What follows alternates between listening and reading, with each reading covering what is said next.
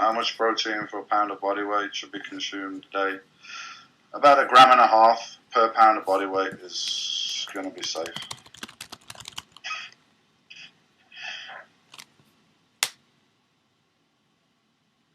Someone wants to know about stretching. Actually, I do a new kind of stretching with movement these days. I think actual static stretching, you're much better to do that after you've trained, when the muscles are warm, and you can stretch it out, get more blood supply in there, help the recovery process. Doing static stretching before weight training, some studies coming out recently that shows that it can actually weaken the muscle.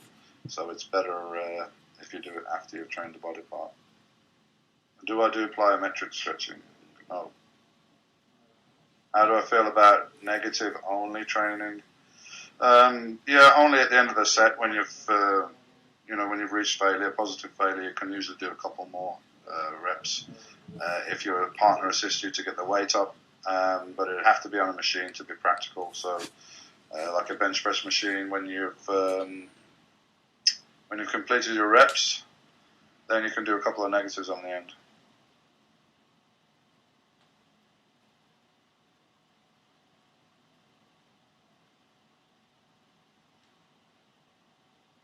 Squats all the way down or to parallel. It depends on the person who's doing it. Depends on your body structure. Some people are very comfortable going all the way down. Some people, parallel's better. So, you've got to listen to your own body. What kind of stretches do I recommend? Static stretching is fine after the training, as I said, after weights. Before that, I do some stretching with motion, which is, I think, something I can demonstrate right now.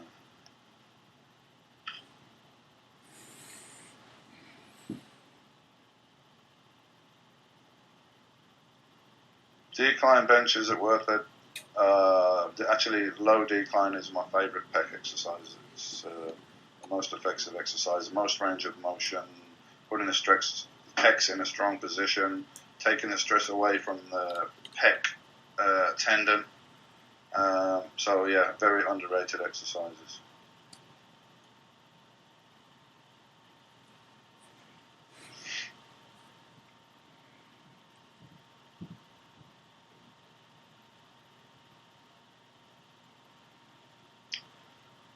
Sayan wants to know, without a parallel bar in a gym, how can I work my outer chest? Well, there's a bit of a myth that you actually work different parts of the pecs. We don't have a parallel bar in my gym either. I've never done that exercise for pecs in my life, and I think I have some outer pecs. So, I wouldn't worry about that. You can achieve a great workout with barbells and dumbbells.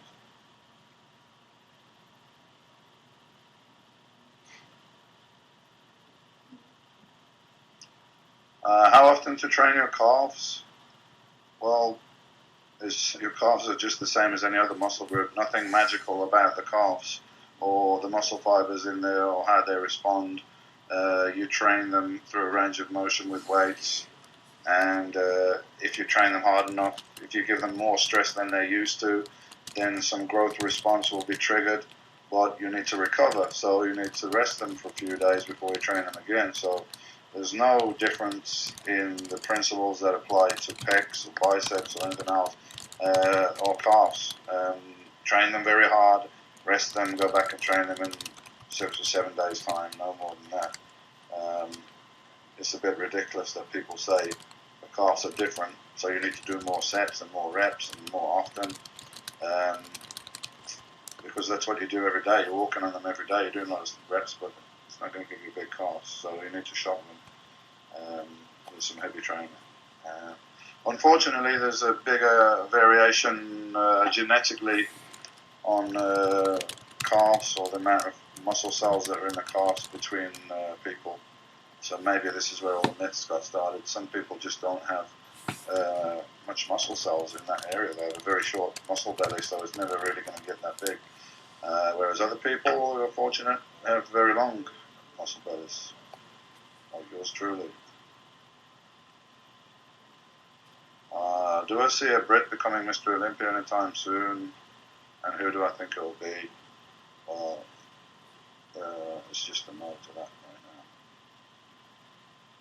Can we talk about gear usage? Yeah, you can talk about it. I'll be interested. What do you want, man? Tell me. I recommend staying lean in the off season or bulking up heavily. Well, bulking up, no. Obviously, you're not going to maintain your contest condition because it's an unnatural state, low body fat, dehydration. You're not going to maintain that kind of condition. So you're going to put on some body fat just to a reasonable level. But anything more than that, you're just making it hard for yourself because you've got to get rid of that fat. And whenever you reduce calories to lose body fat, there's a chance you're going to lose some muscle as well. So the net gain that you get at the end of the year is going to be greater if you don't put in a lot of body fat. Simple as that. How long should a workout last? A weight training workout should last, I recommend no more than 45 minutes.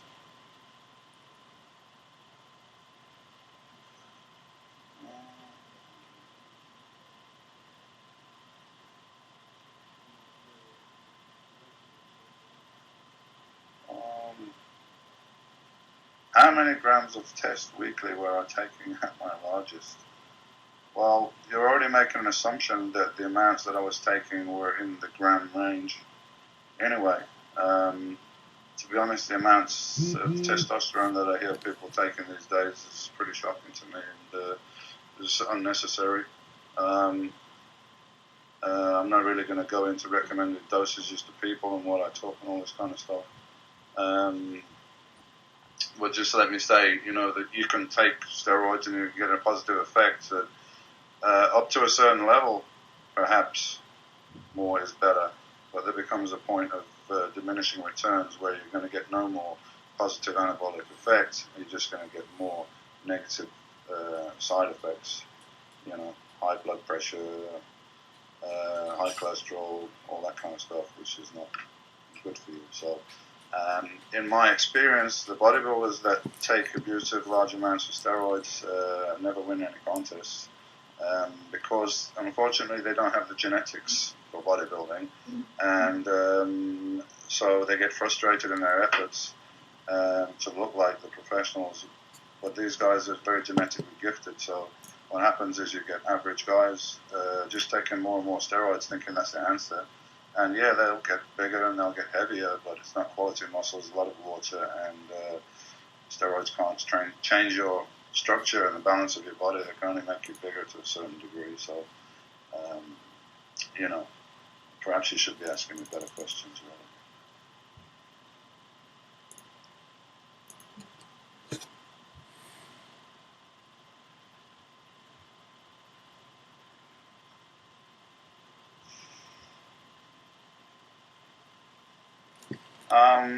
What do I think of today's bodybuilders? I think there's some good guys there, but honestly, if you take the lineups from the 90s, I think the quality of the bodybuilders were better, especially the conditioning now. The guys, perhaps because of their the way they're preparing or so on, they're coming to the contests perhaps bigger than in the 90s and fuller. But they don't have the conditioning, they don't have the hardness. So, on one hand, perhaps it's increased, the average muscle mass has increased, but the average condition has gone down. And I think if you're Mr. Olympia, then you should be the best bodybuilder in the world in all areas.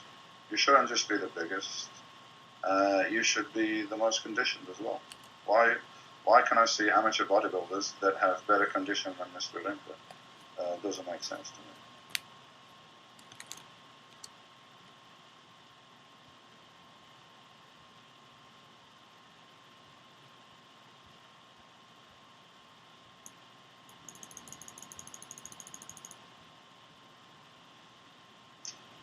What exercises for quads do you recommend for taller guys? Well, I don't know if I'm a taller guy. I'm 5'11", so most bodybuilders are a little bit shorter. But Squats didn't really work that well for me. I actually got better progress when I did leg presses, hack squats, squats on the Smith machine, and medium reps. Not as low as I used to go on upper body. Legs, generally I would go in the 10 to 12 range, but sometimes up to 15 when I was building size.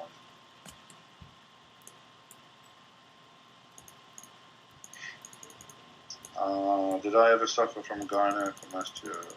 No, I didn't.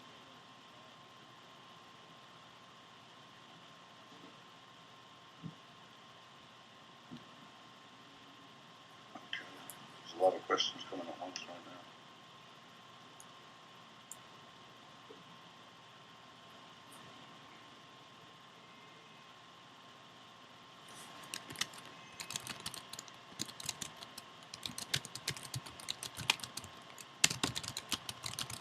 I want to give a quick shout out to MISC, a group of bodybuilders, bodybuilding.com. There you guys. If I could only train one muscle, what would it be? I don't know why I don't want to train one muscle, but hello. I guess if I had to only train one muscle, then to mom, I would train legs. Yeah, she said I would pick her. I would drive her to the airport at 4. Or was it pick her up at the airport at 4? You would build your legs, you'd build some cardiovascular conditioning, and you would build some muscle in the upper body as well, just from supporting the weight and so on. So I guess legs would be if I had to.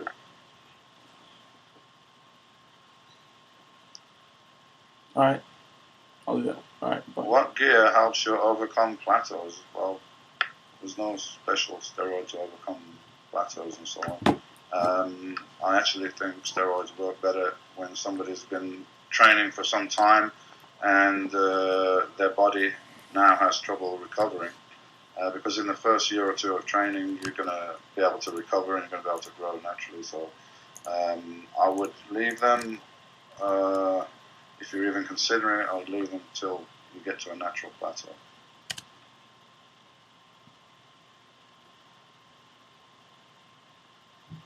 Who's my favourite bodybuilder competing in 2011?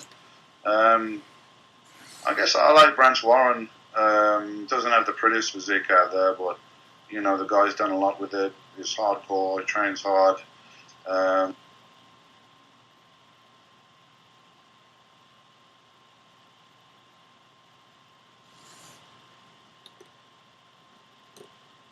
About protein. Well, protein is very important, but you know, certain carbohydrates are going to give you better energy levels and so on. So I recommend eating mainly good, clean food. Nothing wrong with a burger and a pizza now and then, or a beer or something, you know. But if you're going to do all that hard work in the gym, it's better to do some, give your body the correct fuel, you know.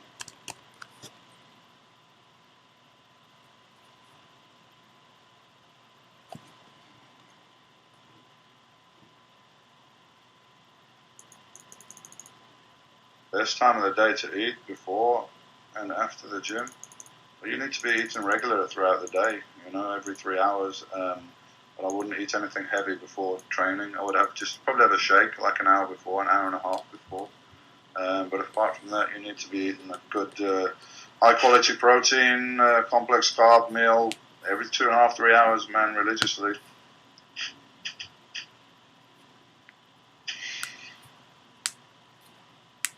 Rotor cuff exercises, yeah, they're a very good idea. Something I wish I'd done earlier on before I got shoulder injuries.